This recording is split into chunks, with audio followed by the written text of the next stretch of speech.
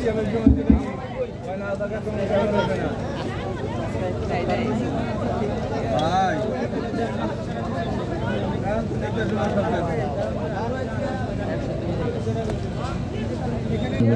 warahmatullahi wabarakatuh.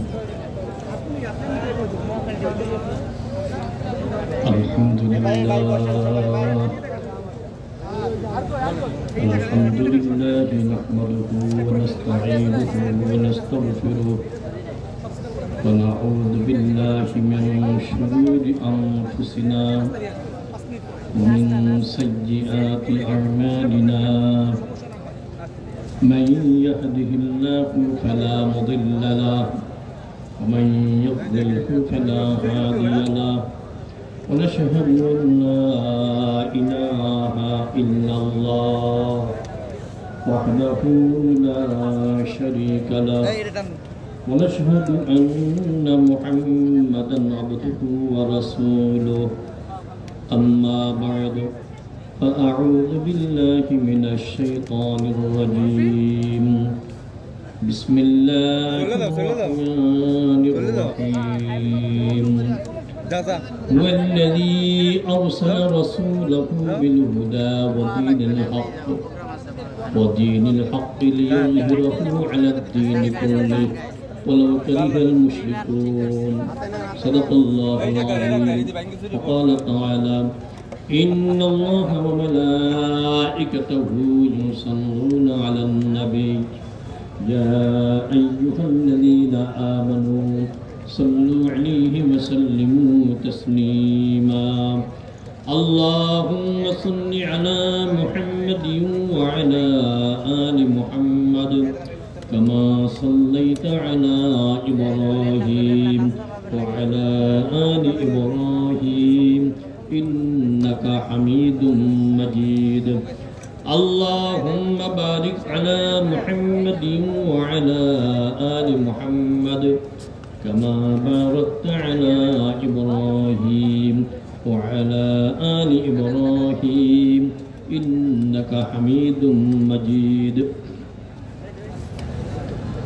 আন্তর্জাতিক সিরাত কনফারেন্সের আজকের মোহতারাম সভাপতি প্রধান অতিথি হিসেবে উপস্থিত থাকবেন আমিরুল মুজাহিদিন হযরত ইশাউদ্দিন চরমনাই মুআজ্জাজ ওলামায়ে কেরাম সুধী মণ্ডলী সর্বস্তরের ভাইয়েরা পর্দার আড়ালের মা বোনেরা আল্লাহ পাকের দরবারে লাখো কোটি শুকর আমাদের হায়াতের কিছু অংশ আজকে সুন্দর একটা পরিবেশে রুহানি পরিবেশে ওলামায়ে কেরামের সহবতে এই জান্নাতের বাগিচায় কাটানোর সুযোগ হলো আল্লাহ পাক তৌফিক দান করলেন এর জন্যে সবাই শুকরিয়া তার বলে আলহামদুলিল্লাহ বলা হয়েছে সিরাত কনফারেন্স রাসূলুল্লাহ সাল্লাল্লাহু আলাইহি ওয়াসাল্লামের সিরাত সম্পর্কে আলোচনা এটা কিন্তু শুধু শোনার বিষয় না শুনতে হবে বুঝতে হবে মানতে হবে কি বলেন সারা পৃথিবীতে অনেক বুদ্ধিজীবী শিক্ষিত লেখক আছেন যদি একজন মানুষের কথা জিজ্ঞাসা করা হয় এমন ব্যক্তিত্ব যা সব কিছুর অনুকরণ করা হয় অনুসরণ করা হয় দেখবে দ্বিতীয়জন খুঁজে পাবে না বলবে একমাত্র রাসূলুল্লাহ সাল্লাল্লাহু আলাইহি ওয়াসাল্লামের প্রত্যেকটা বিষয় অনুকরণ করা হয় কি বলে তারই সিরাত সম্পর্কে আলোচনা আয়েশা রাদিয়াল্লাহু তাআলাকে জিজ্ঞাসা করা হলো আচ্ছা বলুন তো রাসূলুল্লাহ সাল্লাল্লাহু আলাইহি ওয়াসাল্লামের চরিত্র কেমন ছিল তিনি এক কথা জবাব দিলেন কানা খুলুকুল কুরআন কোরআন যা রাসূলের চরিত্র তাই আল্লাহ পাক তাকে এমন চরিত্র দান করেছিলেন আনাস ইবনে মালিক রাদিয়াল্লাহু তাআলা 10 বছর খেদমত করেছিলেন রাসূলুল্লাহ সাল্লাল্লাহু আলাইহি ওয়াসাল্লাম 10 বছর খেদমত করবার পর একটা মন্তব্য করলেন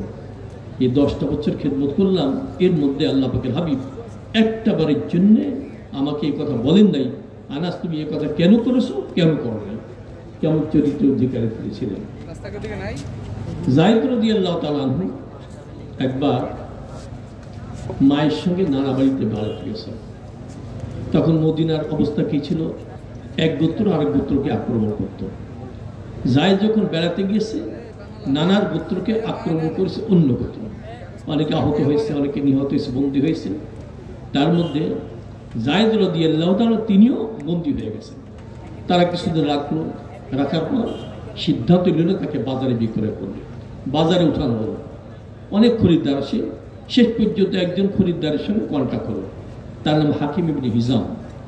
খরিদ করলেন, খরিদ করেই তার ফুফু ছিলেন খাদিজা রাদিয়াল্লাহু তাআলা আনহা, তার কাছে গিয়ে বলছেন, ফুফু আম্মা আমি একটা গোলাম খরিদ করেছি, আপনাকে হাদিয়া দিয়ে দিলাম। আমি সংক্ষেপে বলছি। খাদিজা রাদিয়াল্লাহু তাআলা পরে বলছেন, ইয়া রাসূলুল্লাহ আমি একটা গোলাম পেয়েছি, আমি আপনাকে হাদিয়া দিয়ে দিলাম। মালিক হয়ে গেলেন কে? রাসূলুল্লাহ সাল্লাল্লাহু আলাইহি ওয়াসাল্লাম। অনেকদিন পর্যন্ত থাকলেন। এদিকে জায়েদের বাবা মা কান্নাকাটি করতে করতে চোখের পানি প্রায় শেষ। তারা অত্যন্ত মনোযাতন নিয়ে জিন্দিগি যাপন করতেছে। একবার জায়েদের এলাকার থেকে কিছু লোক হজ করবার জন্য এসেছে। আসার পর রাসূলুল্লাহ সাল্লাল্লাহু আলাইহি ওয়াসাল্লামের কাছে জায়েদ ছিল, তার সঙ্গে দেখা হয়ে গেছে। দেখা হওয়ার পর কথাবার্তা হলো, মত বিনিময় হলো। জায়েদ যাওয়ার সময় বলছে যে আমার বাবা আমাকে খবর দিবেন, আমি অমুক জায়গায় আছি। তারা খবর পেয়ে গেল। খবর পাওয়ার পর তারা সিদ্ধান্ত নিল, আমরা রাসূলুল্লাহ সাল্লাল্লাহু আলাইহি ওয়াসাল্লামের কাছে যাব, জায়েদকে উদ্ধার করব, মুক্তিপণের টাকাও নিয়ে আসছে।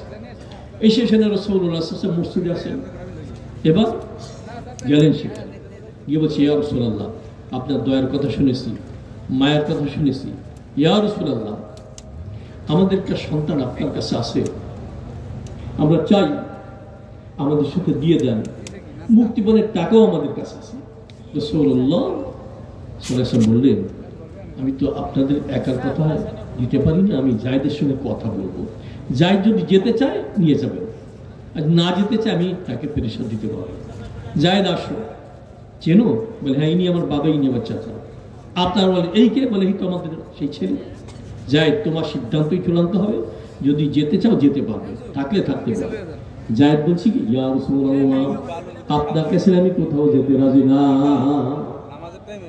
জায়েদের বাবা চাচা আশ্চর্য হয়ে গেছে, আমাদের সাথে আসবে না? তুই কেমন একটা সিদ্ধান্ত নিবি? রাসূলুল্লাহ সাল্লাল্লাহু আলাইহি ওয়াসাল্লামের কাছে যা পেয়েছি সারা জগতে পাওয়া যাবে না, এমন নবীজিকে নেতা হিসেবে পেয়ে আমরা খুশি না, কি বলেন? এই জন্যই তো স্লোগান দিয়ে আমরা গর্ববোধ করি, তোমার নেতা আমার নেতা। আসতে হয়ে গেল যে তোমার নেতা আমার নেতা। রাসূলুল্লাহ সাল্লাল্লাহু আলাইহি ওয়াসাল্লামকে তিনি কি দায়িত্ব দিয়েছেন?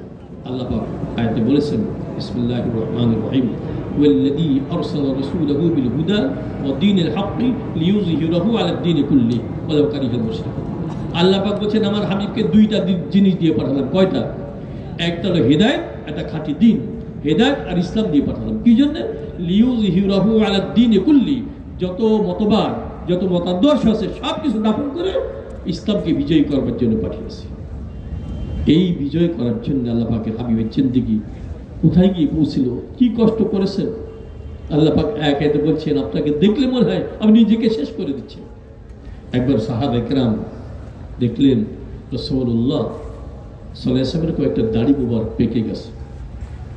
জিজ্ঞাসা করলেন, ইয়া রাসূলুল্লাহ আপনি বার্ধক্যে পৌঁছে যাচ্ছেন, এই বয়সে আপনি কি বিরুদ্ধ হয়ে যাচ্ছেন?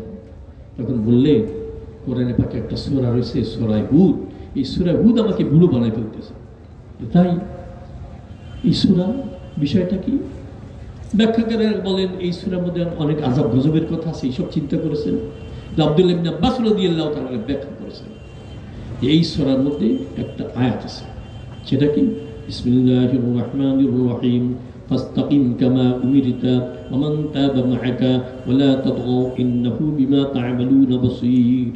এই আয়াতখানা তাকে বিরুদ্ধ করে ফেলতেছে। আবু আলী সিরি রহমাতুল্লাহ একবার স্বপ্ন দেখতেছেন রাসূলুল্লাহ সাল্লাল্লাহু আলাইহি ওয়াসাল্লাম সামনে হাজির হয়েছেন। উনি জিজ্ঞাসা করলেন স্বপ্নের মধ্যে, ইয়া রাসূলুল্লাহ আপনি কি এই কথা বলেছেন? সূরা হুদ আপনাকে বিরুদ্ধ করে ফেলছে? হ্যাঁ বলেছি। এইটা কি? ওই সূরার মধ্যে আযাব গজবের কথা এই কারণে? বলে না, একখানা আয়াত করেছি, ফাস্তাকিম কামা উমিরতা ওয়া মান তাবা মাআকা ওয়া লা তাতগাউ ইন্নাহু বিমা তা'মালুনা বাসীর। আল্লাহ কি বলছে? ফাস্তাকিম, দৃঢ়পদে থাকো, যেমন আদিষ্ট হয়েছে একটু এদিক ওদিক করা যাবে না। শুধু আপনি না, আপনার সাথী আপনার উম্মত তারও সঠিকভাবে চলতে হবে। এই চিন্তায় চিন্তায় বার্ধক্যে পৌঁছে গিয়েছিলেন। তো রাসূলুল্লাহ সাল্লাল্লাহু আলাইহি ওয়াসাল্লাম তো আমাদের মাঝে নাই, যেদিন রেখে গেছেন এই দিন কায়েমের জন্য চেষ্টা করার প্রয়োজন আছে না? আমাদের দায়িত্ব আছে না? কি বলেন? দায়িত্ব আছে। আমাদের দেশের অবস্থা কি? মানে ইসলামের পক্ষে সমর্থন অনেকে করতে চান না, কথা ঠিক না? বিশেষ করে দেখবেন নির্বাচন আসলে বিভিন্ন কায়দা বিভিন্ন দিকে চলে যায়। কেউ ভয়ের কারণে সমর্থন করতে পারে না, ঠিক বললাম নাকি? কেউ লোভের কারণে পারে না, কেউ দ্বিধাগ্রস্ত থাকে কোথায় যাব। অনেক দল, আলহামদুলিল্লাহ আমাদের শাইখ আমাদের আমির ঘোষণা দিয়েছেন এবার কোনো দল টল না, ইসলামের পক্ষে একটা বাক্স যাবে। এই জাতির প্রত্যাশা, জাতির মধ্যে প্রত্যাশা কি ইসলামের পক্ষের থেকে একটা বাক্স আসলে আমরা সবাই মনকে উজাড় করে ভোট দেবো ইনশাল্লাহ। এবার প্রস্তুতি নিয়েছে, আমার প্রস্তুত আছে কিনা কে বলেন? ইসলামের পক্ষে একটা বাক্স হবে। আল্লাহ পাক আমল কারো তৌফিক দান করেন। ঈশার নামাজের সময় হয়ে গেছে, আমি সংক্ষেপ করলাম। আল্লাহ পাক সবাইকে রাসূলের সিরাত অনুসরণ করার তৌফিক দান করেন। আমিন। আখিরু দাওয়ানা আলহামদুলিল্লাহ।